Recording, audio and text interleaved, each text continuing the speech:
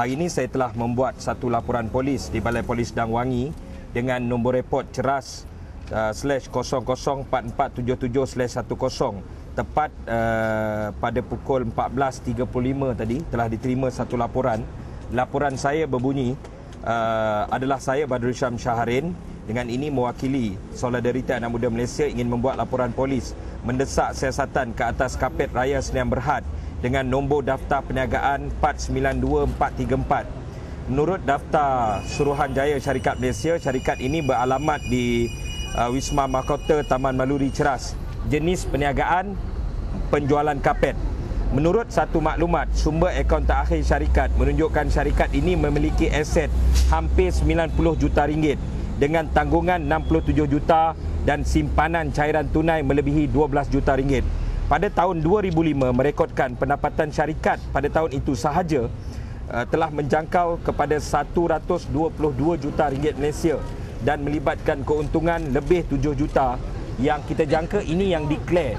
Yang tidak dideklarkan kita jangka melebihi daripada transaksi ini.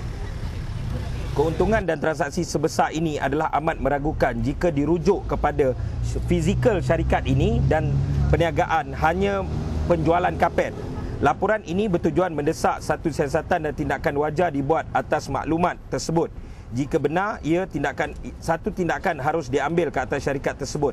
Siasatan dan tindakan ini penting kerana pemilik syarikat ini iaitu Deepak Jai Krishnan antara 5 lembaga pengarah berdaftar yang merupakan individu yang dikenal pasti oleh Bala Subramaniam. Bala Subramaniam ialah seorang penyiasat persendirian yang membuat akuan bersumpah menyatakan penglibatan Najib dan Rosmah dalam pembunuhan Altan Tuya. Deepak telah disebut oleh Bala Subramaniam sebagai individu yang membuat bayaran bagi pihak Najib Rosmah kepadanya untuk menghilangkan diri. Sebelum sesi pembayaran tersebut, Bala Subramaniam telah dibawa bertemu adik dan adik ipar Najib Tun Razak. Bersama ini saya juga sertakan beberapa dokumen termasuk dokumen carian Suruhanjaya Syarikat Malaysia dan beberapa transaksi bank untuk sokongan dan membolehkan polis membuat penyiasatan. Penyiasatan telus dan terbuka dalam kes dan bukti ini juga akan membawa kepada pembongkaran kes misteri pembunuhan Altan Tuya kerana penglibatan Deepak secara langsung dalam kes pembunuhan Altan Tuya telah disebut oleh Bala Subramaniam dan malangnya sehingga kini langsung tidak ada laporan polis. Saya telah membuat laporan polis ini tepat pada pukul 14.35. Ada sebarang pertanyaan? Bila maklumat ni diperolehi? Maklumat ini kita perolehi telah sekitar dalam sebulan lebih. Cuma kita mengambil sedikit masa untuk mengenal pasti sumber dan kesahihan maklumat. Sumber daripada mana? Sumber maklumat ni? Sumber maklumat kita dapat daripada beberapa sumber yang kita hanya bersedia mendedahkan kepada pihak yang seharusnya jika nampak minat untuk mengambil tindakan. Sebab kita juga terpaksa melindungi sumber. Sebab kita cukuplah Altan Tuya seorang diletupkan dengan C4 dan Bala hilang tidak dikesan hari ini. Adakah pendedahan ni maklumat ni akan didedah pada satu masa ataupun kita telah dedahkan pun transaksi ini sebenarnya tidak ada yang kita cuba selindungkan. Cuma daripada segi sumber saja kita selindungkan ya. Daftar syarikat kita sebut nombor syarikat, boleh cari dengan pendaftar syarikat. Daftar syarikat akan keluarkan semua senarai akaun bank berdaftar mereka dan semua orang boleh akses benda ini secara bukanlah maklumat yang terlalu sulit.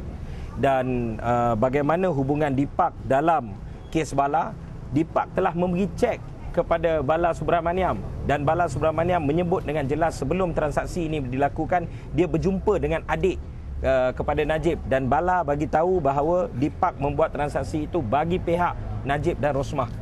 Dan semua bukti ini telah dikesampingkan dalam kes Altan Tuya dan langsung tidak disebut dalam soal siasat ataupun dia tidak ada sebarang tindakan lanjut daripada pihak berkuasa sama ada daripada SPRM maupun daripada polis itu sendiri.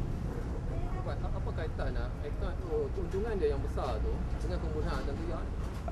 Persoalan dia hari ini ialah sebuah syarikat kapet boleh menjangkau untung sebegitu rupa, transaksi sebegitu rupa. Ia terlalu misteri, ia perlu dijelaskan. Tidak mustahil, tetapi ia adalah sesuatu yang pelik. Sebuah syarikat kapet yang berpekalan dinilai ada pejabat di Ceras, ada outlet di Jalan Masjid India, boleh buat transaksi sebegitu besar. Transaksi ini harus dijelaskan dan kita bantu polis dengan menyelesaikan benda ini. Dan ada banyak tuduhan dalam internet yang menyatakan bahawa syarikat ataupun Dipak ini mendapat keistimewaan daripada Rosmah dalam banyak transaksi. Dan kalau tidak, katakan tidak. Dan katakan tidak itu adalah selepas daripada soal siasat, selepas daripada kenal pasti. Yang boleh bercakap tidak ni ialah penguatkuasa, bukannya penafian-penafian yang dangkal. Saya sebagai warga negara Malaysia, kita melihat benda ini adalah benda serius. Ini melibatkan imej negara.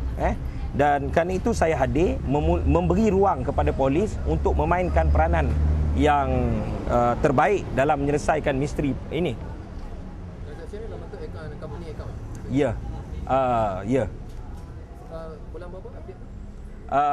Kita ada beberapa yang kita nyatakan sini untuk 1 tahun transaksi paling tinggi. Hingga bulan berapa? Pada tahun 2005 transaksi melibatkan 122 juta.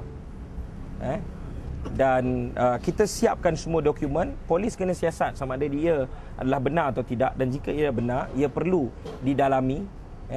Dan yang paling penting ialah Dipak yang sama juga berani untuk keluar dan claim dia bertindak bagi pihak Rosmah dan Najib dengan memberi bayaran kepada Bala Subramaniam untuk lari ke luar negara.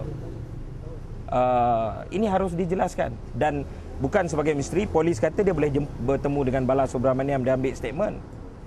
Jadi polis kena menyelesaikan benda ini. Transaksi terbaru tak ada? Transaksi terbaru kita tidak dapat detail itu, tetapi sewajarnya pihak polis boleh akses. Sebab kalau kami siasat semua, baik saya jadi ketua polis negara, kan? Jadi kerana saya bukan ketua polis negara, jadi kita membantu polis untuk menyelesaikan kes ini. Selain pada report polis hari ini, adakah tindakan lain yang kena ambil? Sudah tentu bagi pihak Solidariti Anak Muda, kita telah menerbitkan buku di sebalik misteri pembunuhan Tuan Tuya, dan kita tidak akan berhenti di situ. Kita akan terus menyerang kes ini, membongkarkan kes ini, kerana kes ini melibatkan imej negara. Hari ini negara diterajui oleh bukan seorang Prime Minister tapi Crime Minister. Dan ini saya sebagai warga negara Malaysia, ia menjejaskan imej saya.